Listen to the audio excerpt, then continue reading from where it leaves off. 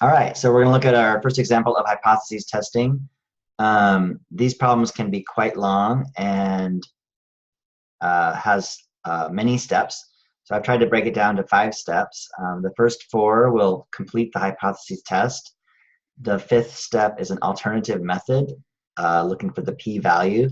Not all problems require us to find the p-value, so I think on the homework, the first set does not require it, and then most of the second set is looking for the p-value. Okay, so in this problem, CNN Money reports that the mean cost of a speeding ticket, including court fees, was $150 in 2002. A local government claims that this amount has increased. To test their claim, they collect data from a simple random sample. So here's a sample of 160 drivers. I want to make note of that, who have speeding tickets, and they have paid a mean amount of $154 per ticket. Assuming the population standard deviation of $17.54, is there sufficient evidence to support their claim?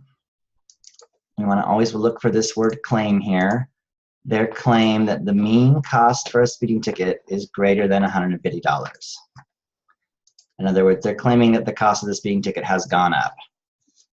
And then it wants us to use the 0.01 significance level.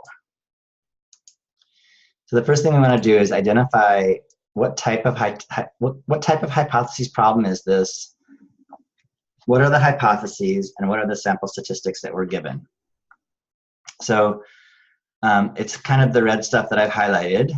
The given sample statistics are N we have is 150. No, excuse me, N is 160. And the sample mean, notice it doesn't say sample mean, it just says their mean. Well, they're talking about the sample here, so that's $154. It does say the population standard deviation. That's our sigma. So it helps to identify what type of problem that we have.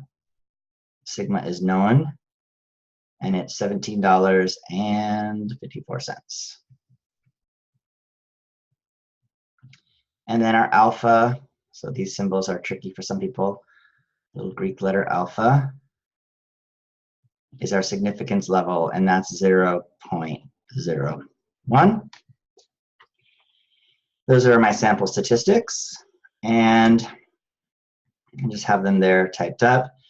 What are our hypotheses? So what I want to first do is identify what the claim is that they're making. So their claim is that the mean cost for a speeding ticket, that's for the population, that's mu. Their claim is that mu is greater than $150. We want to look at not only the claim, but what is the opposite of that claim. So the opposite of that, you might think it's just that mu is less than 150. But that leaves out the value of $150. So one of these two, either the claim or the opposite, has to have equality in it. In this case, it's the opposite. If the claim is that mu is greater than 150, then the opposite of that is that mu is less than or equal to 150. The one of these that has equality is called the null hypothesis. The one without is called the alternate hypothesis. And these can change roles depending on what the original claim is. So the null hypotheses we denote with an H sub 0. The alternate hypotheses usually denote with a little h sub a, or sometimes an h sub 1. And finally, what kind of hypothesis problem is this? This is we're testing a hypothesis about the population mean, and then we're asking whether or not we know the population standard deviation sigma. So we're testing hypotheses about the mean with sigma known.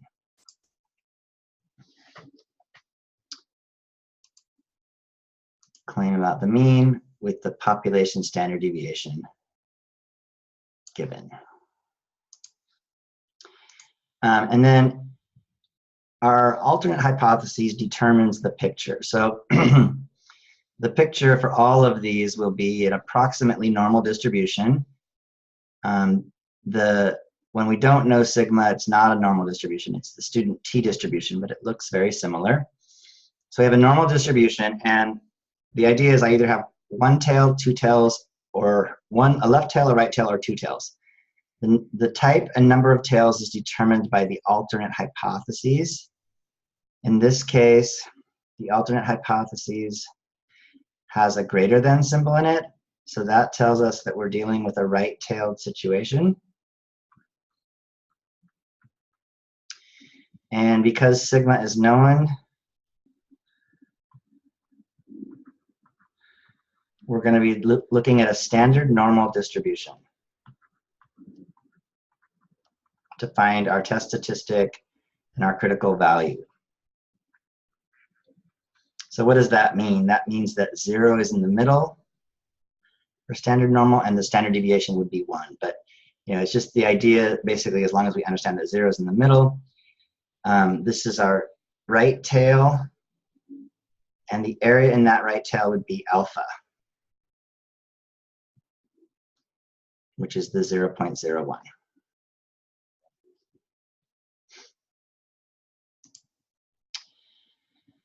So we have a right tail with an area of 0.01, determined by our alternate hypotheses.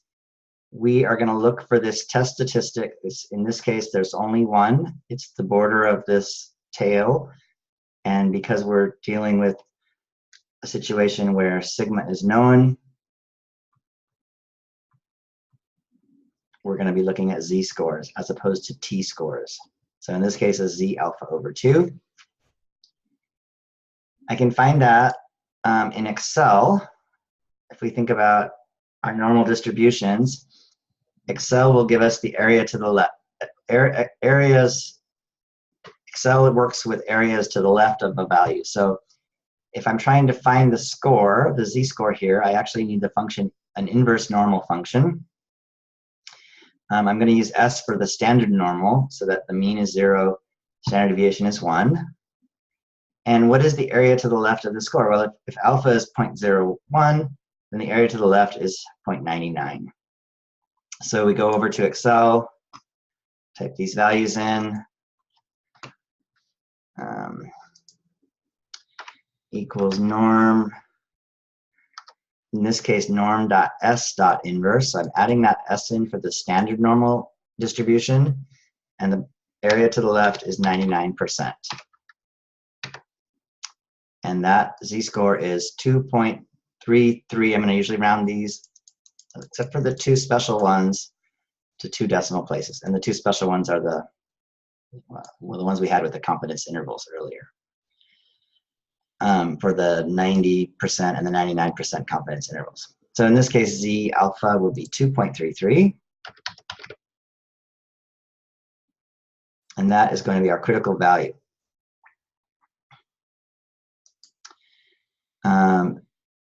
So you can see that in the picture, z alpha is 2.33. That's right here. Our next job is to find or calculate the test statistic and compare it to this critical value. So what we're really checking is whether the test statistic ends up within this tail over here or not. So we're going to be comparing it to this 2.33. In this case, it would have to be bigger than 2.33 to be in the tail. Anything smaller than 2.33 would not be in the tail. So to figure out the test statistic, we jump back to our PowerPoint. I need the formula for test statistics. They're about halfway through the PowerPoint. There's 3 different formulas depending on what type of hypothesis test we're doing. So we're doing a hypothesis test of the mean with sigma known. So we want the test statistic zx bar. And it's found by taking x bar minus the mean, mu, divided by sigma over the square root of n. And notice it's very similar to tx bar, which is same thing except the sigma is replaced with an S. And then when we're dealing with the proportion, things change a little bit because we don't know the mean. We're looking for sample proportions. I think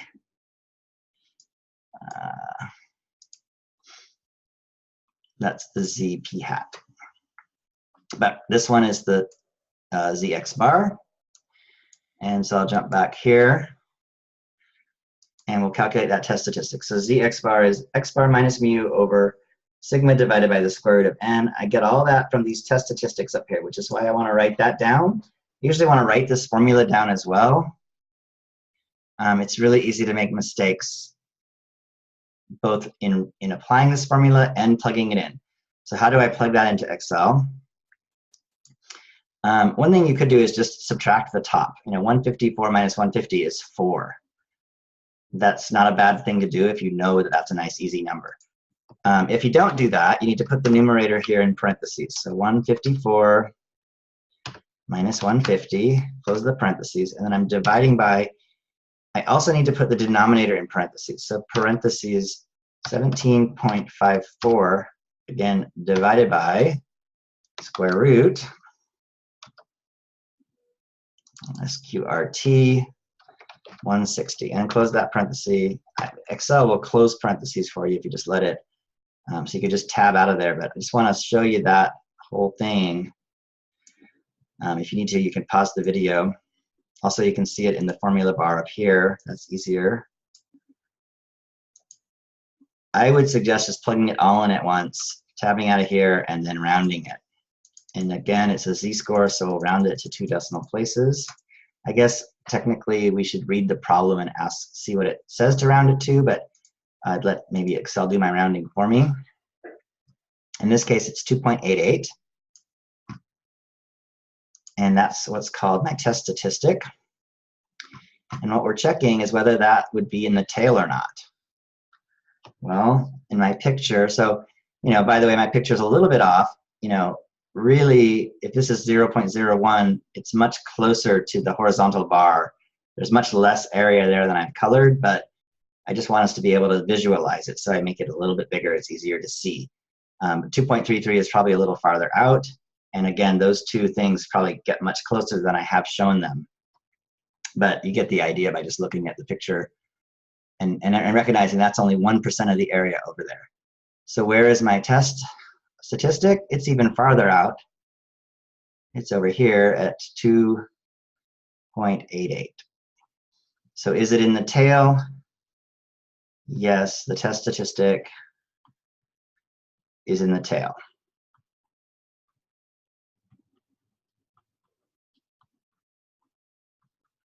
Now, we won't know that if we don't know the critical value. So that's why we had to find the critical value first, so that we can compare it to the critical value. We also don't know it if we haven't figured out, how many tails we have.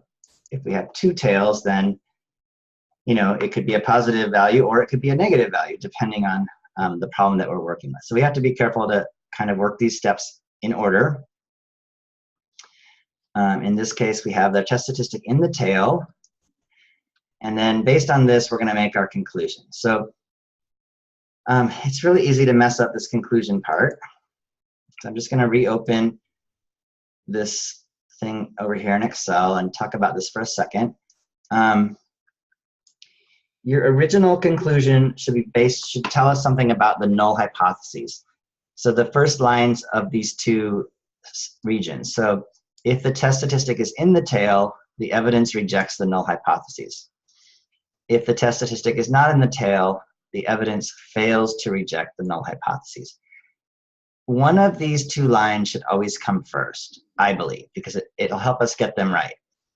The evidence always tells us something about the null hypotheses, and it always tells us it either rejects it or it fails to reject it. So in this case,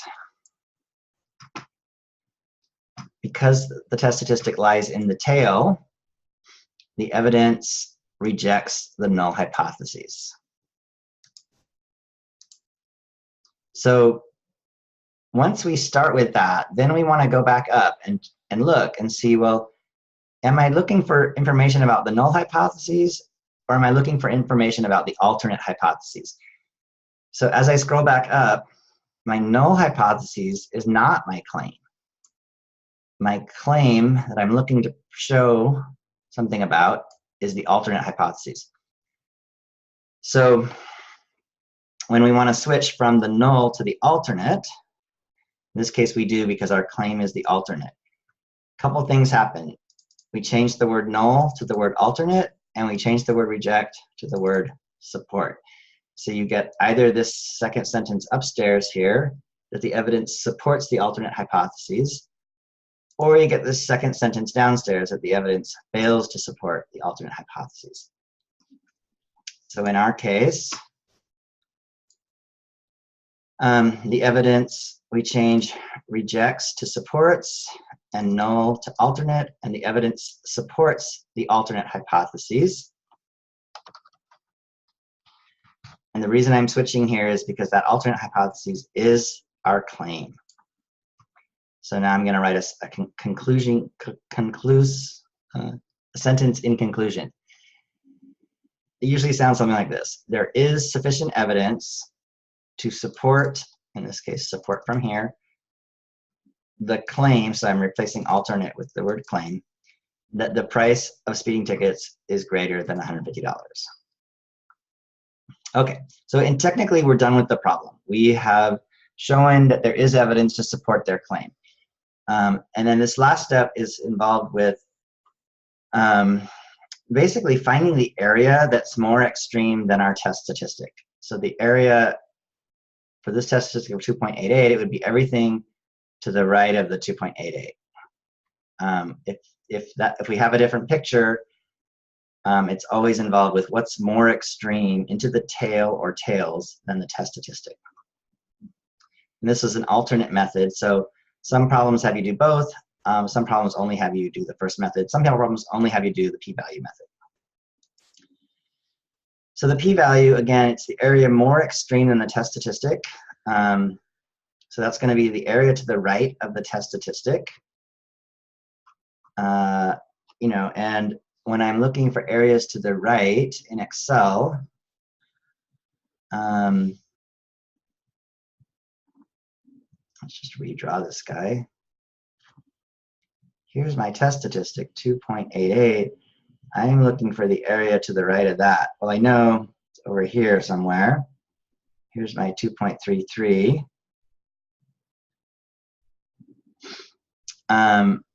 So the p-value is the area to the right. So Excel will give me the area to the left using, in this case, again, I'm using a standard normal distribution.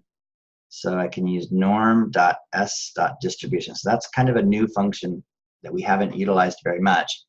But it's the same idea. We're going to take all the area 1, subtract off this norm.s.distribution, enter in the score and the cumulative value of true, and that value is 0.000, I think 189 or something, but here rounding to 0.0002. I'm going to just try that again. Doesn't sound quite right either to me, so I'm going to do it again. So equals normal.s.distribution. Again, it wants the z-score, so that's the 2.88. And it wants the cumulative value of true. And I don't actually want this value. That would be the area on the left. I want 1 minus that value, the area on the right. 0.0019. Let me round that down. I think I rounded it wrong on my answer here. Yeah, 0.002, excuse me. So that value is 0.002, not 3 zeros. And then we compare that p-value to alpha. So in comparing the p-value to alpha, remember alpha was 0.01. So is it bigger or smaller than alpha? In this case, it's smaller than alpha. So the p-value is less than alpha. And that's the same set of conclusions we had before. So when the p-value is less than alpha, the evidence rejects the null hypotheses. We scroll back up and look at what our null hypotheses, whether that was our claim or not. In this case, it was not. Our claim was the other one, the alternate hypotheses. So we have to switch again from reject to support and null to alternate. So the evidence supports the alternate hypotheses, which is our claim, or there is sufficient evidence, again, to support the claim that the price of the speeding tickets is greater than 150. You know, these answers for both parts 4 and 5 should be the same because we should get the same results. It's just a slightly different way of looking at how to evaluate the answer. And again, this p-value less than alpha, we can look over on here. If the test statistic is in the tail or the p-value is less than alpha, they're going to mean the same thing. The evidence rejects the null hypotheses. If the test statistic is not in the tail or the p-value is bigger than alpha, the evidence fails to reject the null hypotheses. I would get that first sentence decided initially, and then if you need to switch to the alternate hypotheses because that's your claim, you switch over to that. If your original claim is the null hypotheses, then the problem is done. You don't have to switch at all. And then in summary, you know, you can see these problems are long and they're hard to summarize, but I'll just go through the steps. Step 1, identify the hypotheses, the type of hypotheses, and the sample statistics. So I list out the sample statistics, and as part of that, I determine whether I know the population standard deviation, or if I don't know the population standard deviation and I'm still doing a hypothesis test at the mean, then I'm going to need to know the sample standard deviation. How do I determine which is which? If it's the population, it'll have to tell me. So then we set up our claim and its opposite. The one with the equal sign is the null hypotheses. The other is the alternate. The alternate determines the number of tails. If it's a greater than, that's a right tail. If it's a less than, that's a left tail. And if it's a not equal to, it's 2 tails. That's also in the PowerPoint. We find our critical value using the area to the, the area alpha is 0.01, so the area to the left of this critical value is 99. Use norm.s.inverse.